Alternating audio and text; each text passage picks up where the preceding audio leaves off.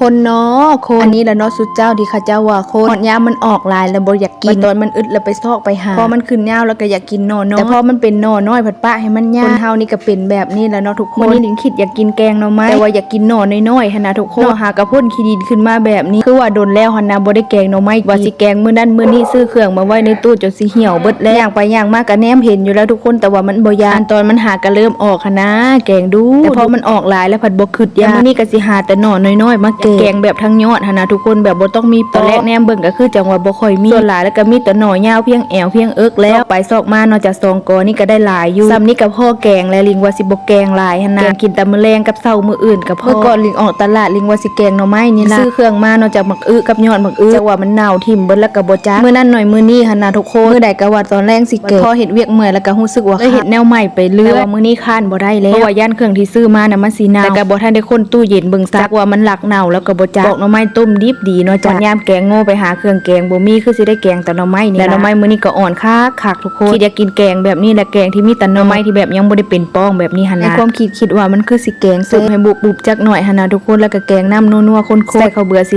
หลายๆจักหน่อยหั่นนะลิงคิดแกงออกมาคือทรงสิแซ่บน้ำคงสิหลังจากที่แกะหน่อไม้แล้วก็ได้หลายเติบอยู่ว่าบ่ได้ทุกคนแกงเบิดนี่ก็หม้อใหญ่เติบอยู่ตอนแรกตั้งใจว่าสิแกงจักหน่อยเนาะจะพอคาบ2คาบเบิ่งแล้วเพื่อหั่นเพื่อนี่คือสิได้หลายอยู่ล่างไปก็สะอ่อนไปทุกคนถ้าแม่นต้มจำกะปิก็คือสิแซ่บว่าสิไปหาหน่อน้อยๆนี่มาจากส่วนหลายก็มีแต่เพียงแอวเพียงเอิกแล้วแม่นกอที่มันออกซ่าก็จักว่าสิมีอยู่มื้อนี้ลิงก็สิถูกประมาณนี้แหละทุกคนถูกทอดแต่ให้หน่อไม้แตกหน่อยๆบ่จักว่ามีไผมักต้นหน่อไม้แบบนี้คือกันบ่ลิงนั่นแล้วแต่ยามเนาะทุกคนบางเทื่อก็มักแลบๆบางเทื่อก็มักใหญ่ๆแต่ว่ามื้อนี้ตั้งใจว่าสิแกงแบบนี้ให้ได้กินยามต้นหน่อไม้นะเสียแต่ว่าตอนแบบนี้มันสินานแต่ว่ามื้อนี้หน่อไม้มันอ่อนคักมันน่าสิจืดไว้อยู่สุมไฟแห้งๆเนี่ยจักหน่อยต้มบ่ดนก็น่าสิจืดแล้ว